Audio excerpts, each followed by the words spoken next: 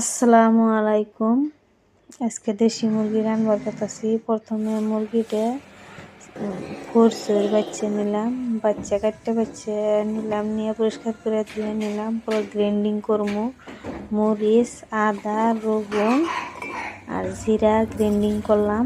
পরে কড়াই বহাইলাম, তেল দিলাম, দিয়ে তেলা এলাচ আর দারচিনি, জিরা আর পেঁয়াজ দিলাম। পেঁয়াজটা হালকা কালার হলে, লাল কালার হলে পরে আদা রসুনের পেস্ট দিলাম, দিয়ে লাড়াচাড়ি করলাম। কইরে 1 চামচ মরিচের গুঁড়া, 1 চামচ ধনিয়ার গুঁড়া, আধা চামচ গরম মশলার গুঁড়া, আধা চামচ হালদির গুঁড়া, 1 চামচ নিমখ দিয়ে দিলাম। অল্প পানি দিয়ে মশলাটারে সুন্দর করে কষাইলাম। কষাইলে মাংসটা ঢালে দিলাম। মাংসটা সুন্দর করে কষানি হইলো, পরে গরম জল দিয়ে দিলাম। 20 মিনিটের মতো রাখকে মাখা মাখা টাইপ হইলো, পরে নামাই দিলাম। দেখতেও সুন্দর হয়েছে, খাইতেও ভালো লাগবো খায় হেরে।